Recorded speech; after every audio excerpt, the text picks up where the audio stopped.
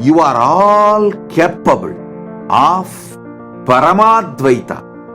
Don't waste your time on convincing your mind. Your mind does not need to be convinced. Decide, I am going to live my Paramadvaita. I am Paramashiva.